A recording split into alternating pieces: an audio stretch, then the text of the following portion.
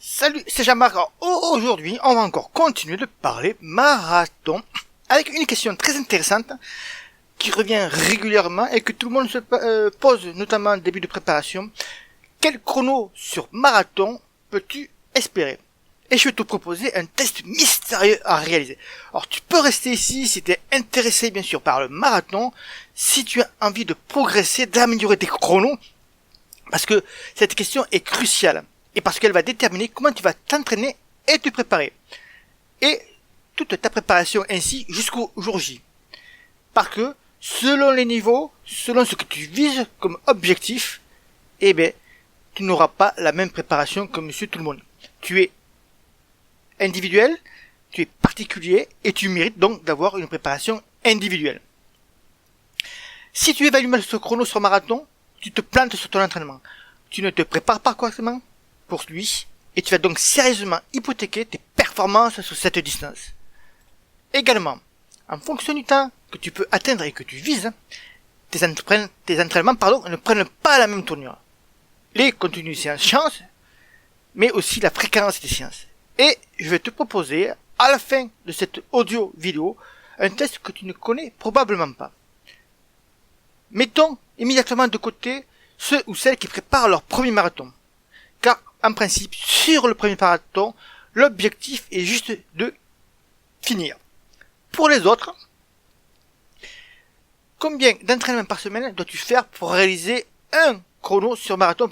Et, quand je dis un chrono, par exemple, si tu vises 3h45, si tu vises 3h, tout ça, combien d'entraînements veux-tu? Combien d'entraînements tu dois faire pour y arriver?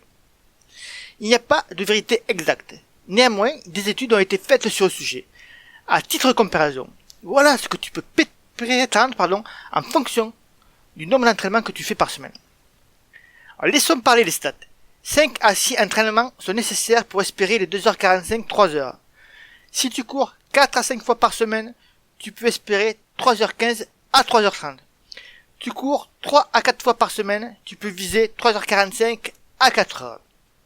Enfin, à 3 entraînements par semaine, tu es aux alentours de 4h15 et plus.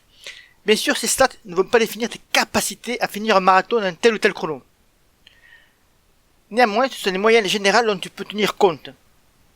Mais surtout, ce qu'il faut comprendre, c'est on parle d'entraînement course à pied. Si à côté, tu fais 4 ou 5 heures de vélo, bien sûr que cela, ça doit rentrer en compte. Mais là, les études qui ont été faites n'ont été faites qu'à partir de sportifs faisant uniquement de la course à pied.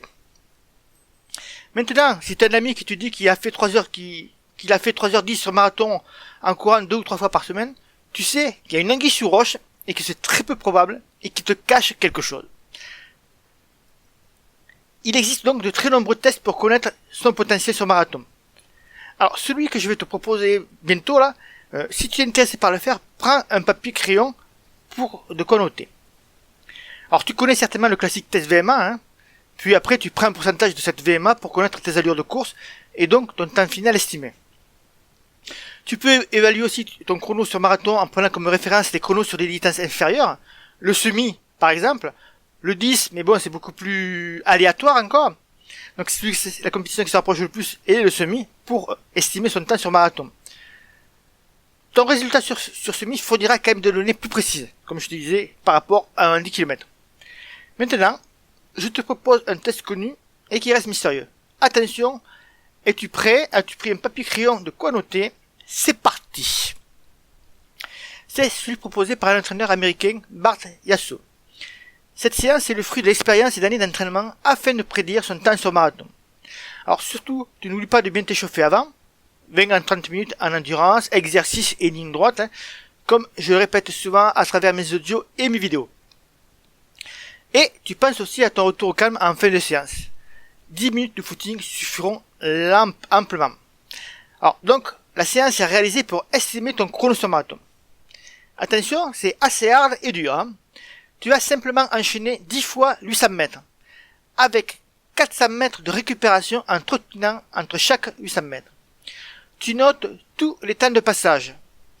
Ton objectif est de garder le même rythme jusqu'à la fin sans trop faiblir justement sur la fin des séries. Et tu enlèves le meilleur résultat et le plus mauvais. Ensuite, tu fais la moyenne des 8 autres. Donc je répète, tu fais tes 10 fois 800. Tu essayes d'avoir le rythme le plus régulier possible sur tes 10 séries. Et tu enlèves le meilleur et le plus mauvais résultat. Tu fais la moyenne des luttes qui restent. Puis tu fais une conversion ultra rapide sur ce principe. Si tu fais 3 minutes 45 secondes au 800 mètres, alors ton temps marathon va se rapprocher de 3h45 minutes. Si tu fais 2 minutes 55 secondes, tu peux valoir 2h55 minutes. Tu vois, c'est très fastoche pour estimer ton chrono après ce test. Est-il fiable? Visiblement oui, du moins pour l'élite et pour les meilleurs. Il y a plusieurs coureurs sportifs de haut niveau qui l'ont fait et qui ont dit que ça se rapprochait très sérieusement, très bien de ce test.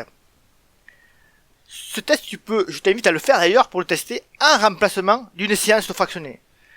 Tu peux très bien faire deux pierres d'un coup avec la même séance.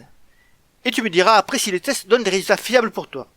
Je suis très curieux d'avoir ton retour. Et surtout, très important aussi, quand le placer, je ne l'ai pas précisé dans l'article que j'avais réalisé, mais pour le placer, tu peux le placer 3 semaines avant ton marathon. Donc tu auras déjà eu l'entraînement nécessaire, tu seras dans la phase finale de ton entraînement, et juste avant ta phase plutôt ta phase d'affûtage, tu places donc ta séance de 10 fois 800 mètres. Et tu auras un temps à peu près estimé. Alors, notre programme marathon ici est actuellement disponible. Et je ne sais pas à quelle heure, à quel moment tu vas regarder cette vidéo, mais il va se fermer dimanche soir. Après, au-delà, il ne sera plus possible d'y accéder. Et moi, j'aimerais que tu y ailles en cliquant sur le bouton ci-dessous, parce que tu vas découvrir ce que tu dois d'abord regarder si tu veux battre ton record sur marathon. Et ça commence avant même d'attaquer ton plan spécifique. Car même si tu réalises la meilleure préparation que tu n'as jamais faite, mais que tu n'as pas fait attention à ce point, tu ne pourras jamais améliorer tes chronos sur la distance. Également, tu vas voir sur quoi tu peux t'appuyer pendant ta course pour réguler ton allure. Tout en adoptant un tempo régulier qui te placera dans de bonnes dispositions pour un finish épatant. Et pourquoi tu peux avoir confiance quasiment sans avoir regardé ta montre durant les 42 km. Ça marche aussi bien pour les débutants sur la distance que pour ceux ou celles qui veulent battre leur meilleur temps. Et je vais te montrer aussi les 4 grands principes de ton entraînement marathon. Si tu veux réussir tes marathons, tu ne pourras pas les occulter. Ils n'ont aucun lien entre eux, ces principes, mais fonctionnent en synergie. Tu améliores d'un d'eux et les 3 autres en bénéficient automatiquement. Donc si tu es intéressé par le programme marathon qui va fermer ses portes pendant un long moment, je t'invite à regarder en dessous de la vidéo audio, il y a un bouton un bouton pour aller regarder la page de présentation de notre programme marathon réussi. Et après, c'est toi de juger ou pas si tu veux rejoindre le programme marathon réussi, mais c'est vraiment le bon moment pour le faire. Je te dis à bientôt, bon run et bye bye.